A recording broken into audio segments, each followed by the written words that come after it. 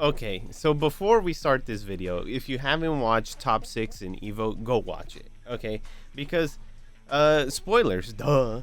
Okay, so, let's talk about Grand Finals. We're gonna spoil it right away, right? Grand Finals, Arslan Ash won. He played Nina. We got to see Atif, who played Dragunov and Fang, and honestly, I think this is the best Grand Finals in Tekken 8 so far. And the reason why I think it's that is because we're clearly seeing the number one player in the world play against the number two player in the world. And I say this because Arslan Ash is on a freaking tear, dude. Like, this guy's been winning everything. Even from Tekken 7, he's been winning. And he comes into this game and he's still winning, you know? And then we have Atif, who in CEO played against Kisuke and won that tournament. So I feel like we're clearly seeing the number one and number two. And another thing, how big this tournament was.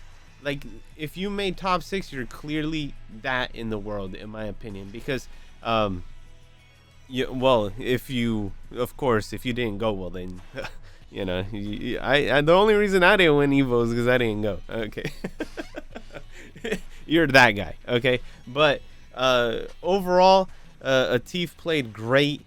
Like, just watching him play, dude, is ridiculous. And I was talking about this with another coworker of mine who also watches Tekken, and I was like, dude, Arslan Ash and Atif are like the way they play is so good, bro. And Atif is like this really rush down plus frames. I'm gonna continue, and it just feels like you're watching like a aggressive kickboxer, you know, is going low, kicking your legs out, you know, and just keeping that pressure going on you, and you're just sitting there, and eventually he's gonna break you. He's gonna break your guard. He's gonna find that opening, and he's gonna win.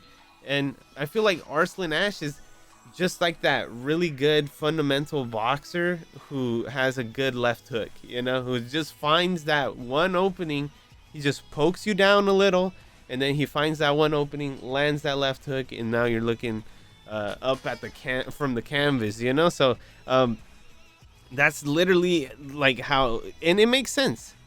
It makes sense. Arslan Ash was the best Tekken 7 player in Tekken 7. The thing that really separated good players from bad players in that game was how good is your small Tekken, and we got to see that with Magic 4s being present in that game. And you know, like 11 frame counter hit launchers and the value of them, especially in that really small Tekken-ish gameplay, it's really that's like his play style. That's why he was so good in Tekken 7, and it still works in Tekken 8, but he now has like more heavy hitting tools. Nina, Blonde Bomb, all of that, it's really crazy. Like those big chunky hits that he lands, and the good decision making that he makes. Like that dick jab that he did to float Dragunov was insane. To float Atif was insane. That moment, especially to make a comeback, was really good. In third place, we have Nobi, who, again, a Dragunov. We got 4 Dragunovs in top 8. I think they need to do something about that character. But it's really weird because when you think about Dragunov, or Nina and Dragunov, like, let's talk a little bit about balance, right? Since we're on the subject of those two characters. Nina, I feel, is really good, and a lot of it has to do with her down forward 1 into sidestep, and her what is it called? Her down 4 into sidestep. Like, all that is really hard to deal with, and I feel for like a player like Atif, who has really good reactions, he has to like really react, and you know, you have to know the frame data on the character, like what the startup on some of her moves are, so you know when you can press. But at the same time, you have to know, okay, if she's gonna do the thing into the sidestep, the jabs into the sidestep, you know, you have to know what the frame data is, and then you have to know what the move that they're doing after is, and if you could press. And it just, the the mental stack that you need to have to play against Nina is way too much right now, and especially as a character that was very, very unpopular in 7. It just feels like I'm learning this as I go, but this character right now is like bro, what do I do here? And it's like I have to go look at the frame data, and then you go watch the matches back, and there's nothing. The Tekken guy can't even give you tips. He's over here telling me, oh well, punish the blonde bomb, but I'm like, dude, that's a fucking heat dash. What do you mean punish it? I'm playing great, dude. I'm just getting beat by all these small pokes into plus frames, and I don't know where to press and not knowing the frame data, and then it's like I have to go learn the character, which I've been doing, and it's still too much. I feel when you're playing against that character, it's just way too much stuff that you got to keep in mind. Okay, plus frames there, and this and that, side step stance, this, and then you end up just losing. So I feel like those characters with that small Tekken really helps to fight people who have really good reactions, and I feel like that's what Atif is. Like, he has really good reactions, very fast-paced player. His movements godlike, and Dragunov also, like, why does Dragunov have good movement? I don't get it. But point is, like, that's how he plays. He's like very in your face, very aggressive, and he breaks you. He literally breaks you. Like, you just saw, okay, he's plus, and then eventually you crack, your defense cracks, and he wins. And I feel like Dragunov into that play style, just, it's like throwing gasoline on the fire. Like, good. that's what we wanted, right? So Dragunov, he does pull out Fang in grand finals. I feel like this was just like okay, you want to play small Tekken, let's play. And I feel like that one game that he got was like very like Arslan had to get the timing down, and you know, he's starting to see, oh, okay, so this is how you play Fang. And I feel like he kind of got caught up in that back one, and it started to play more of like a double-edged sword, where when it landed on counter hit, it was good, but at the same time he was just throwing it out, getting punished for it. And overall, I feel like it didn't play that well into his hand, especially it being the last match into that set. And I feel like it could have gone differently, right? Like, if he lost that first game, went into Fang, got the game, and then, you know, went back to Dragunov, we probably would have seen, who knows, a grand finals reset, right? But it didn't happen. And Atif played great. Arslan just a little bit better, maybe like 1% better, 2% better, and that's typically how it is at these grand finals when you're watching these two players play. Although typically when Arslan's playing against somebody else, he's cooking them, and his grand finals are like never close. It's ridiculous. But what is it called? Pakistan. What's going on? What's in the water over there? Bottle it up and sell it to me, and I'll sell it here in the States for you guys, because you guys are ridiculous out there. And then, okay, now that we're done with the Pakistan and their successes in Tekken, Nobi, you know, seeing the old man come back, you know, he's like he's the GM, bro. He's the Grandmaster of Japan. Grandmaster of Japan. He should rename himself, you know.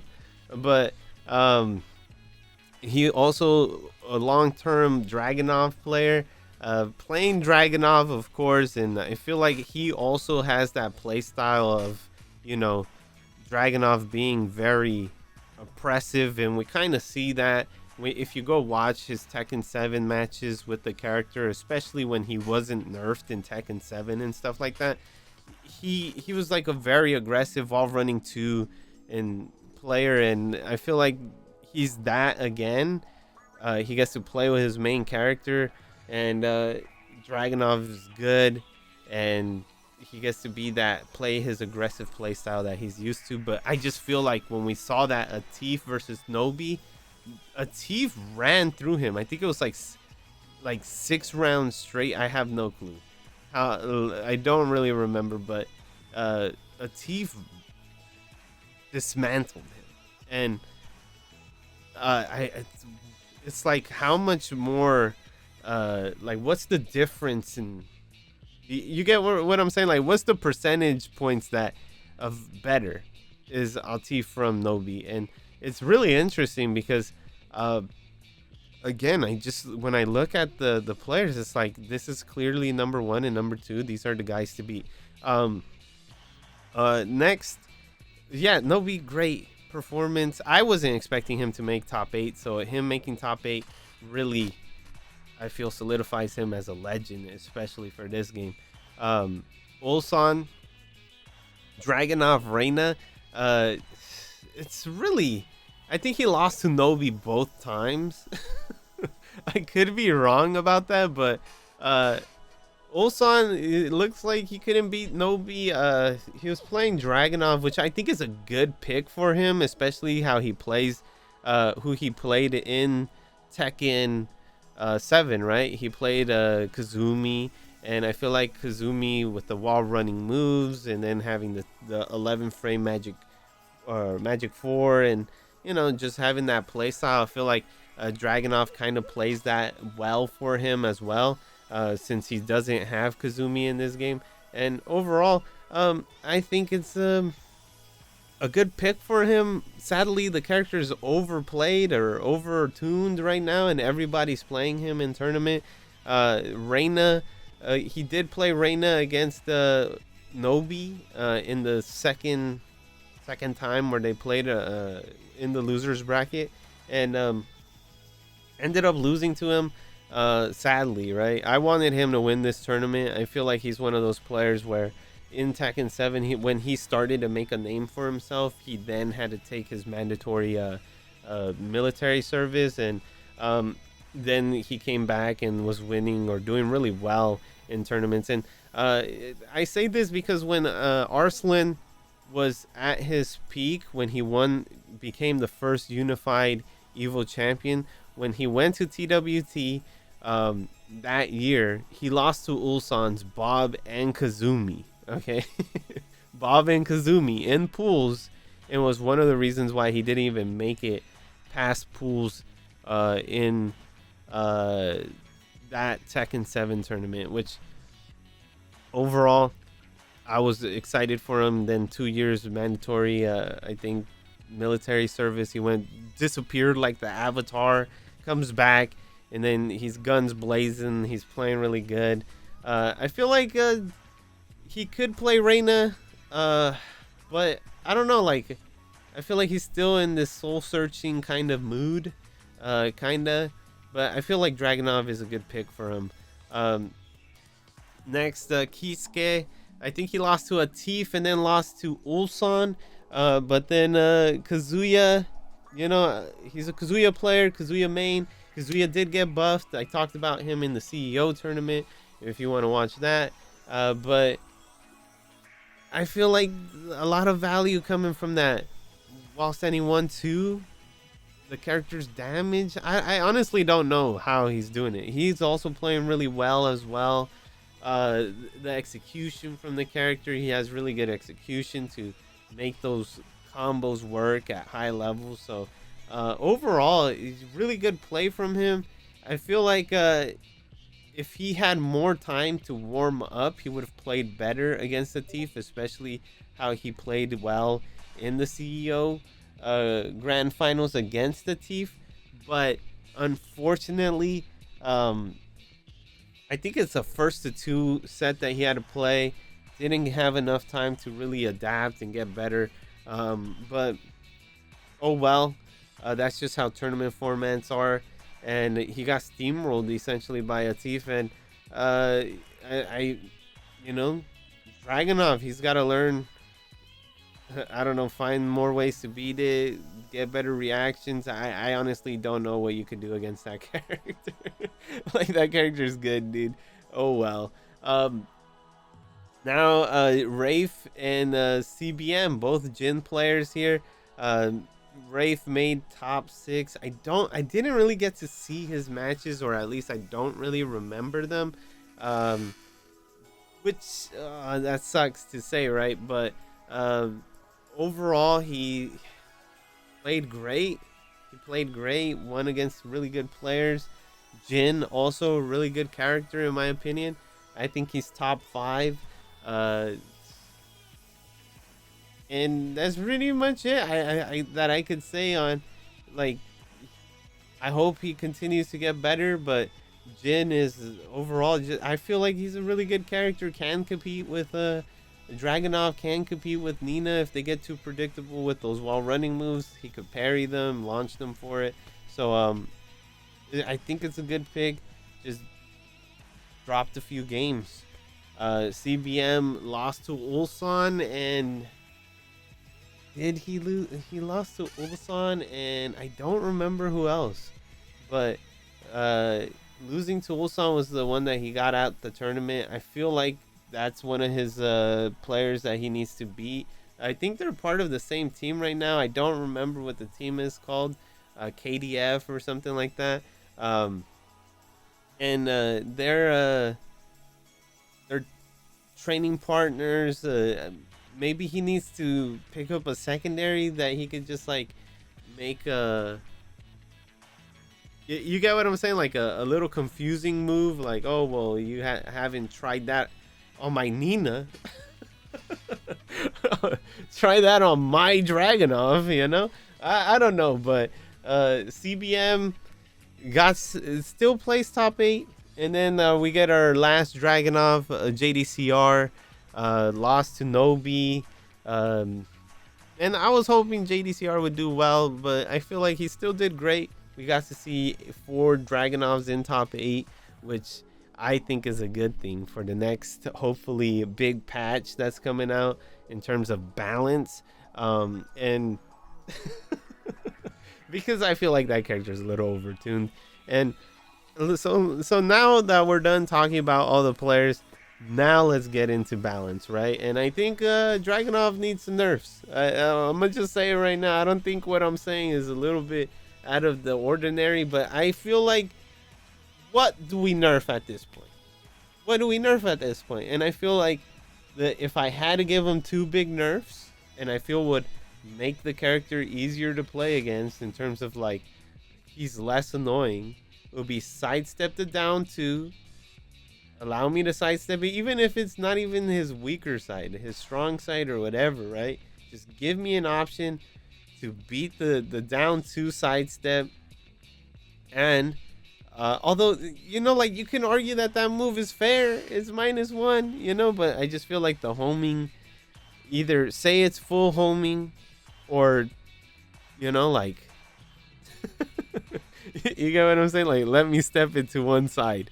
And I feel like that would be a big nerf to the character. And I feel like the last one is just make the wall running moves hard again. It's just, how many players are getting away with these easy wall running 2s that you could do in Tekken 8? And it's, I don't know. Like, that's the only balance changes, because I feel like +4 is still fair. I feel like it's in that good center line where it's not too broken, where all I could do is block, bro. But at the same time, it is still like, it's still plus, you know. So I feel like he's just like, I don't know, like, in terms of balancing the character, what else do we do to him? Like, also the 1-2-1 is a little crazy. Counter hit 1-2-1, heat engager into, now you have to guess, down back 1+2 into stomp. Like, it's pretty crazy. Or low hatchet kick, or down 2.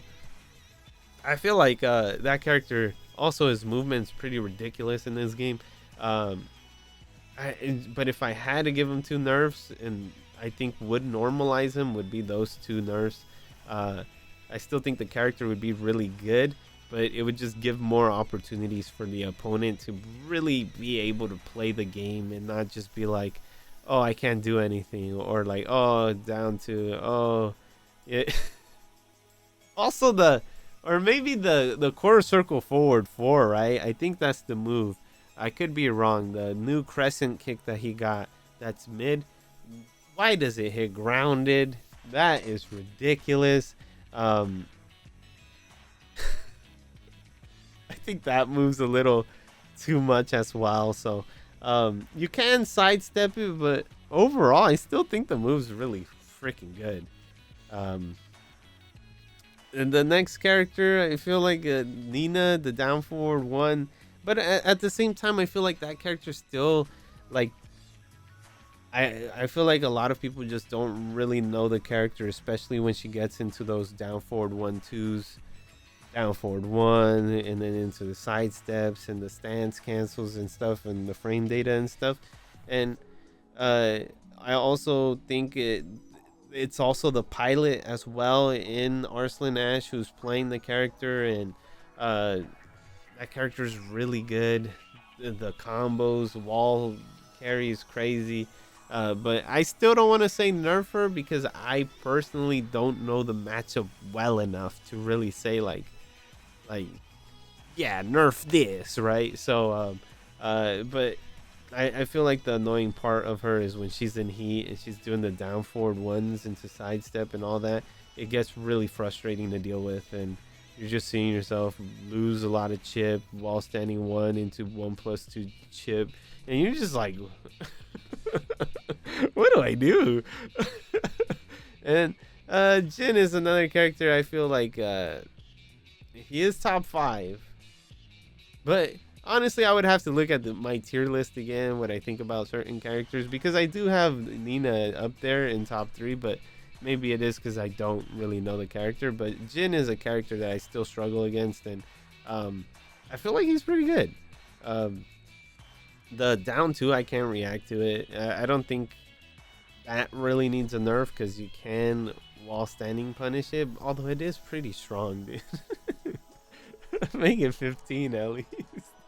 For the poor bad reaction people like myself, make it -15 or something, because that move's good. The electric, he has the electric parry that parries everything. The forward 4, his magic 4 still guarantees a 1+2 into heat engager on counter hit. So yeah, I feel like the character's still pretty good. But in terms of nerfs, for me personally, that down 2 is too hard, bro. Like, I just eat it repeatedly, and they get like a huge life lead off of it. For me, just being like, I'll take the low, instead of getting hit by like a demon paw into mix into into get shitted on, right? So yeah, I overall, those are pretty much the only characters that I feel like, in terms of what Fang got played there. I feel like Fang's a little fair. The only thing that is kind of whack about him is when he's in heat and he does the sidestep heat engager, or not the heat engager, the sidestep tornado stomp. He gets annoying, but overall, I feel like the character, in terms of one of the problems that he has as a character, is that when you're in heat and you're using your back 1, you're spending all your heat meter, dude. Like, you can't just freaking use that or like throw it out as seldomly as before when you're not in heat. And the second one that I think makes the character it hurts the character kind of is his heat engagers. I feel like his heat engagers are not that good comparable to other characters. And a good example is like besides shoulder, like forward 1+2, back turn 2. What else does he have? You get what I'm saying? Like, it's hard when you think about those moves. Like, what else is he using to really get himself into heat? And that's kind of tough to really think about. Okay, so bang for Fangs. Bang. Okay, for Fangs heat engagers, he has back 1+2 his shoulder, back turn 2 forward 1+2, forward 2. It's just like, okay, if you get hit by that, you kind of deserve to get hit by it. And then back Kempo 2. So overall, I feel like his heat engagers are kind of weak, and it makes the character like feel a lot more fair because he's not really healing. You get what I'm saying? Like if I'm using his heat, it's in a heat burst for a combo, or you know, just activating it raw, or you know, shoulder. Although you can get shoulder a lot, shoulder, that's it. And then when it comes to heat dashes, shoulder, that's pretty much it. And I feel like that's where I feel like this character starts to, you start to look at him and it's like, oh well, with other characters their heat engagers are a little bit better, you know. And overall, this character, this the 3+4 pretty much is what makes him kind of broken, and the sweep, right? But if you're good and you start, unless he puts you by the wall, the sweep kind of sidestep sweep or sidestep shoulder, you know, all of that kind of gets annoying. But I think he's not as broken as people are giving him out, or like comparable to Dragunov. Like I feel, I still think Dragunov's better, despite Fang having better that better small Tekken comparable to Dragunov. But it's still Dragunov. Once he gets going, he sets the pace of the match, and that's what you want in this game. So now with balance done and the tournament done, we got to talk about Heihachi coming out, and Heihachi got announced. I think he's gonna be if you didn't buy DLC, now you have to buy it because Heihachi's in the game, bro. And I feel like they did that on purpose. Old heads are very they don't like DLC. It's crazy because in Tekken 7, when a new character would come out that was an old head character like Lei, I remember got a lot of backlash where players felt like, I've played him in previous Tekken games and all of a sudden I can't play him, you know? And maybe that's gonna be the one where again, you have to pay $5 extra to play Heihachi, and or whatever it is. And I think the character's gonna be broken when he comes out. I think he's gonna be season 3 Leroy, and that's what really scares me. And maybe because we have, it's either gonna be that season 3 Leroy, or he's gonna be really weak when he comes out, and like Devil Jin, right? And we're gonna be like, oh, this was like a character where they didn't want to make him too strong because Leroy Tekken 8, or you know, like Leroy Tekken 7 Evo Japan. All of that, they're learning from their lesson. But in the fact that they were trying to do that, they made him too weak. And but overall, hopefully the character is good. I would like to see him in tournaments. I think the character is fun to watch. I like seeing blue sparky things and cool stuff. Hopefully the character is good. That's what I'm hoping for. I like watching Mishimas play, especially when it's a Mishima versus Mishima battle. So we'll see how the character comes out. But overall, Heihachi, I lost a bet. I lost a bet to my number one mod, AJ, and we had a bet where if Heihachi ever came out in Tekken 8, I would give him $20 because I was very convinced that he was dead. So I said, they're not gonna put him in the game, bro. There's no way that they put Heihachi in the game. He is dead. And this is the face of what somebody who thought that looks like, a dumb person. So they put Heihachi in the game. I thought the trailer was hype, but the whole time I was like, dang it, now I owe AJ $20.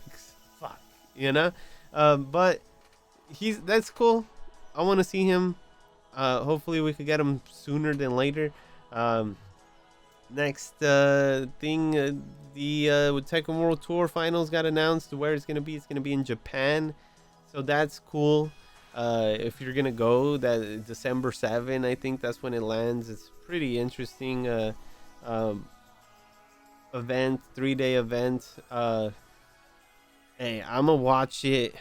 But overall, that was pretty much it, right? They announced that TWT. You know, let me go look at the standings real quick for the TWT finals. Okay, so here we go. We have the Tekken World Tour leaderboard right here. We have in first place Arslan Ash. Mulgold is another person we didn't talk about in Evo. Underperformed in my opinion. Lost to K-Wiz, which showed that he probably has a weakness to Waring, which I think, you know, that's pretty interesting, you know, because he did pretty poorly against K-Wiz. K-Wiz was able to win that match. The first game was like, whoa, and then he came back and he beat him. So good job on K-Wiz to beat Mulgold, right? It shows how good K-Wiz is. Another interesting match in Evo, K-Wiz versus Speed Kicks did happen. So if you're a Hwoarang main and you love seeing Hwoarang stuff, that was probably a highlight of the tournament in terms of matches as well. Then we have Ulsan. We talked about him. I feel he's a really good player. His reactions have gotten better. He's moving a lot crisper. Nobi also in there. Low-High got eliminated, I think, in top 9 or something like that. I think he lost to I honestly don't remember off of the top of my head. Chanel's still in there. Atif 9th. I just feel like he needs to travel a little bit more. The top 20 players are going to the TWT apparently, so that's how they're gonna do it. Yagami in there, Yonda Ding. Oh, Yagami match versus what's his name? Jimmy J Tran. Really good match. And then this is it. Farzine needs to travel more. And this is where the standings currently are. So that's gonna do it for me. You guys like and subscribe and all that. I need to get a new chair. If you guys would like to donate, Twitch or whatever. So thank you for watching the video. Like and subscribe and all that, and hopefully you have a wonderful night, because for me it's nighttime.